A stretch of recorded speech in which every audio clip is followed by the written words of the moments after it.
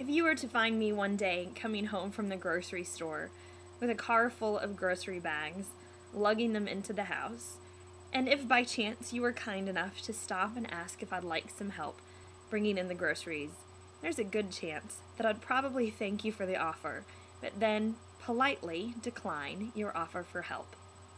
I have a tendency to want to do it all on my own. I'll carry in all the groceries at once, 12 bags of groceries on each arm, haul them all into the house, open the door, unpack the groceries, and proudly have done it all on my own.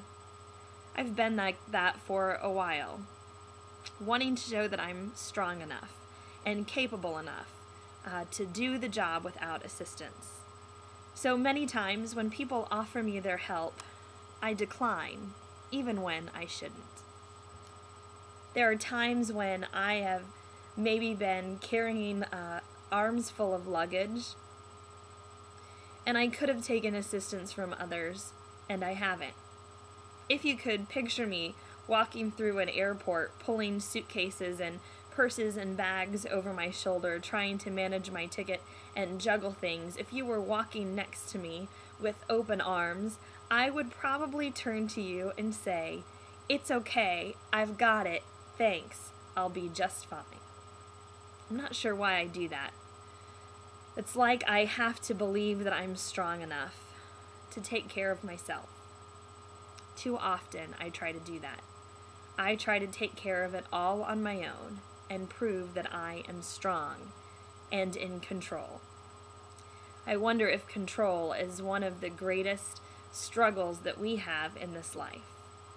Wanting to control things, to do it on our own, to be strong enough and capable, and get to the finish line with our own strength and ability. It's hard to surrender control. And most of the time, we fight our way to doing it ourselves. The 23rd Psalm is a psalm of comfort and peace, but we don't often live out the 23rd Psalm the way it is written.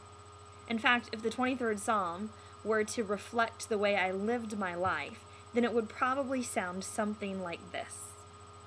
The Lord is my shepherd, I shall not want. I maketh me to lie down in green pastures. I lead myself beside the still waters. I restoreth my soul.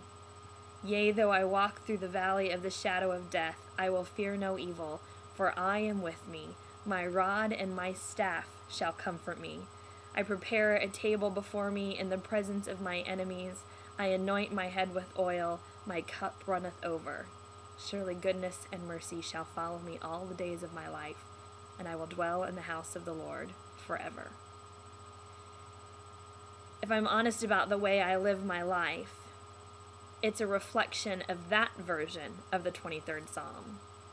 That I try to do it all on my own, leading and guiding my own way, making it with my own strength and my own ability, but somehow still being convinced that I'll reach the other side with rest and peace and comfort, and I somehow magically would have done that all by myself. Maybe it's pride. I'm sure it's rooted in control. But something about the way we live our lives makes it difficult for us to open our hands, to ask for help of the one who's there to give it. I've often imagined myself in that same scenario I shared earlier, walking through an airport, buckled down by luggage, and instead of a person walking next to me asking for help, it's my Lord.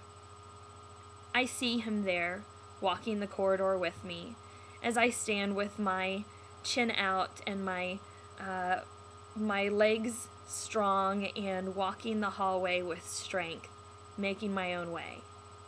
And my Lord looks over at me and just kind of casually asks, "Can I help you with that?" The Savior of the world, asking me if he can help me with my burdens. And I do the same thing I do with everybody else. I look to him and say, "No thanks, I've got it, I'll be okay." It's not that I don't want his help or I don't believe that he's able to help. but it's as if I want to prove myself,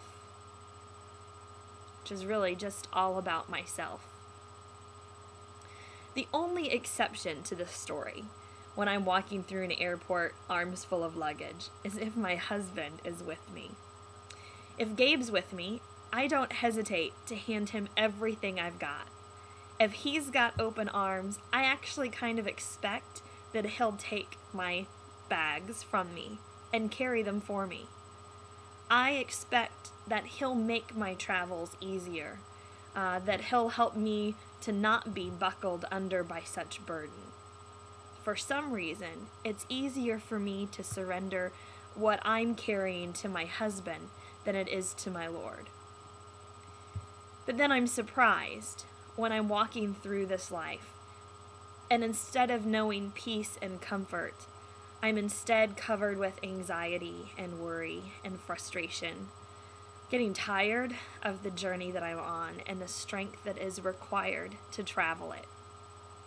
The 23rd Psalm is a psalm of peace and comfort and hope, reminding us that our Savior is leading and guiding the way. But the only way I will know that strength and comfort and hope is if I begin to change the I's to he's. If I live the psalm the way it was written and give my burdens and cares to the Lord, trusting in his guidance, then I will find the green pastures and the streams of life that he offers to me. I need to learn how to live into the Lord is my shepherd. How can I begin to believe that and live that in my life? I'm sure it will take a lifetime to learn. But I know that it begins with opening my hands and trusting in his goodness.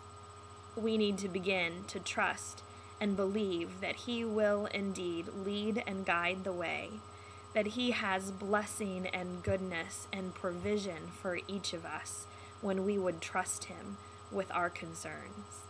I pray today that you could change the I's to he's. Instead of feeling like you have to be strong enough to do it on your own, may you find new life in letting him carry your burdens for you, in letting him lead you to the calm places, in letting him do the work and bless you with his goodness and mercy. I know that when we do, it will lead us into the promise of rest and peace that he holds for us. I pray that day by day I learn to take those bags one at a time and look over to my shepherd and say, could you please take these for me? They're too heavy to carry on my own. I am confident that he will carry them, and he will lead me beside the still waters. May that be true in your life as well. May the Lord be your shepherd.